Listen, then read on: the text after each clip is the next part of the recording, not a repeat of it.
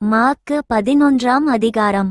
அவர்கள் எருசலேமுக்கு சமீபமாய்ச் சேர்ந்து ஒலிவமலைக்கு அருகான பெத்பகே பெத்தானியா என்னும் ஊர்களுக்கு வந்தபோது அவர் தம்முடைய சீஷர்களில் 2 பேரை நோக்கி, உங்களுக்கு எதிரே இருக்கிற கிராமத்துக்குப் போங்கள். அதில் பிரவேசித்தவுடனே மனுஷர் ஒருவரும் ஒரு காலும் ஏறியிராத ஒரு கழுதைக்குட்டி கட்டியிருக்க காண்பீர்கள். அதை அவிழ்த்துக் கொண்டு வாருங்கள். ஏன் இப்படிச் செய்கிறீர்கள் என்று ஒருவன் உங்களிடத்தில் கேட்டால், இது ஆண்டவருக்கு வேண்டுமென்று சொல்லுங்கள். உடனே அதை இவ்விடத்திற்கு அனுப்பிவிடுவான் என்று சொல்லி அவர்களை அனுப்பினார். அவர்கள் போய் வெளியே இருவழிச்சந்தியில் ஒரு வாசலருகே கட்டியிருந்த அந்த குட்டியைக் கண்டு அதை அவிழ்த்தார்கள். அப்பொழுது அங்கே நின்றவர்களில் சிலர், நீங்கள் குட்டியை அவிழ்க்கிறது என்னவென்றார்கள். இயேசு கற்பித்தபடியே அவர்களுக்கு உத்தரவு சொன்னார்கள். அப்பொழுது அவர்களை போகவிட்டார்கள். அவர்கள் அந்த குட்டியை இயேசுவினிடத்தில் கொண்டு வந்து அதின்மேல் தங்கள் வஸ்திரங்களை போட்டார்கள். அவர் அதின்மேல் ஏறிப்போனார். அநேகர் தங்கள் வஸ்திரங்களை வழியிலே விரித்தார்கள். வேறு சிலர் மரக்கிளைகளை தரித்து வழியிலே பரப்பினார்கள். முன்னடப்பாரும் பின்னடப்பாரும், ஓசன்னா, கர்த்தரின் நாமத்தினாலே வருகிறவர் ஸ்தோத்திரிக்கப்பட்டவர், கர்த்தரின் நாமத்தினாலே வருகிற நம்முடைய பிதாவாகிய தாவீதின் ராஜ்யம் ஆசீர்வதிக்கப்படுவதாக, உன்னதத்திலே ஓசன்னா என்று சொல்லி ஆர்ப்பரித்தார்கள். அப்பொழுது இயேசு எருசலேமுக்கு வந்து தேவாலயத்தில் பிரவேசித்து எல்லாவற்றையும் சுற்றி பார்த்து சாயங்காலமானபோது 12 பெத்தானியாவுக்குப் போனார். மறுநாளிலே அவர்கள் பெத்தானியாவிலிருந்து புறப்பட்டு வருகையில் அவருக்கு பசியுண்டாயிற்று. அப்பொழுது இலைகளுள்ள ஒரு அத்திமரத்தை தூரத்திலே கண்டு அதில் ஏதாகிலும் அகப்படுமோ என்று பார்க்க வந்தார். அத்திப்பழக்காலமாயிராதபடியால் அவர் அதனிடத்தில் வந்தபோது அதில் இலைகளையல்லாமல் வேறொன்றையும் காணவில்லை. அப்பொழுது இயேசு அதை பார்த்து, இது முதல் ஒருக்காலும் ஒருவனும் உன்னிடத்தில் கனியை புசியாதிருக்க கடவன் என்றார். அதை அவருடைய சீஷர்கள் கேட்டார்கள். அவர்கள் எருசலேமுக்கு வந்தார்கள்.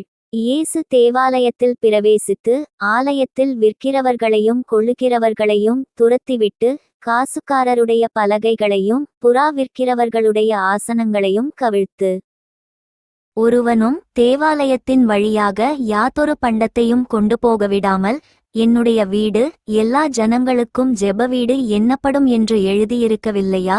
நீங்களோ அதை கள்ளர் குகையாக்கினீர்கள் என்று அவர்களுக்கு சொல்லி உபதேசித்தார். அதை வேதபாரகரும் பிரதான ஆசாரியரும் கேட்டு அவரை கொலை செய்ய வகை தேடினார்கள். ஆகிலும் ஜனங்களெல்லாரும் அவருடைய உபதேசத்தை குறித்து ஆச்சரியப்பட்டபடியினாலே அவருக்கு பயந்திருந்தார்கள். சாயங்காலமானபோது அவர் நகரத்திலிருந்து புறப்பட்டு போனார். மறுநாள் காலையிலே அவர்கள் அவ்வழியாய் போகும்போது அந்த அத்திமரம் வேரோடே பட்டுப்போயிருக்கிறதைக் கண்டார்கள். பேதுரு நினைவு கூர்ந்து அவரை நோக்கி, ரபி, இதோ நீர் சபித்த அத்திமரம் பட்டுப்போயிற்று என்றான். இயேசு அவர்களை நோக்கி, தேவனிடத்தில் விசுவாசமுள்ளவர்களாயிருங்கள்.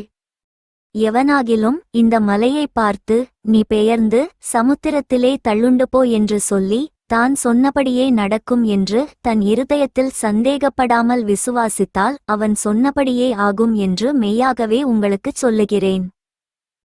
ஆதலால் நீங்கள் ஜெபம் பண்ணும்போது எவைகளை கேட்டுக்கொள்வீர்களோ அவைகளை பெற்றுக்கொள்வோம் என்று விசுவாசியுங்கள். அப்பொழுது அவைகள் உங்களுக்கு உண்டாகும் என்று சொல்லுகிறேன்.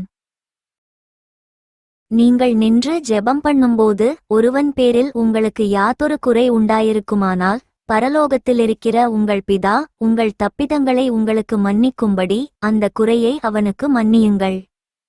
நீங்கள் மன்னியாதிருப்பீர்களானால் பரலோகத்திலிருக்கிற உங்கள் பிதாவும் உங்கள் தப்பிதங்களை மன்னியாதிருப்பார் என்றார்.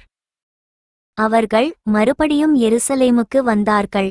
அவர் தேவாலயத்திலே உலாவிக் கொண்டிருக்கையில் பிரதான ஆசாரியரும் வேதபாரகரும் மூப்பரும் அவரிடத்தில் வந்து, நீர் எந்த அதிகாரத்தினால் இவைகளைச் செய்கிறீர்? இவைகளைச் செய்கிறதற்கு அதிகாரத்தை உமக்கு கொடுத்தவர் யார் என்று கேட்டார்கள். இயேசு பிரதியுத்தரமாக, நானும் உங்களிடத்தில் ஒரு காரியத்தை கேட்கிறேன், நீங்கள் எனக்கு உத்தரவு சொல்லுங்கள். அப்பொழுது நானும் இன்ன அதிகாரத்தினாலே இவைகளை செய்கிறேன் என்று உங்களுக்கு சொல்லுவேன். யோவான் கொடுத்த ஸ்நானம் தேவனால் உண்டாயிற்றோ மனுஷரால் உண்டாயிற்றோ எனக்கு உத்தரவு சொல்லுங்கள் என்றார். அதற்கு அவர்கள், தேவனால் உண்டாயிற்றென்று சொல்வோமானால் பின்னே ஏன் அவனை விசுவாசிக்கவில்லை என்று கேட்பார். மனுஷரால் உண்டாயிற்றென்று சொல்வோமானால் ஜனங்களுக்கு பயப்பட வேண்டியதாயிருக்கும். எல்லாரும் யோவானை மெய்யாகத் தீர்க்கதரிசி என்று எண்ணுகிறார்களே என்று தங்களுக்குள்ளே ஆலோசனை பண்ணி இயேசுவுக்கு பிரதியுத்தரமாக, எங்களுக்கு தெரியாது என்றார்கள். அப்பொழுது இயேசு, நானும் இன்ன அதிகாரத்தினாலே இவைகளைச் செய்கிறேன் என்று உங்களுக்கு சொல்லேன் என்றார். For more videos subscribe and like my channel.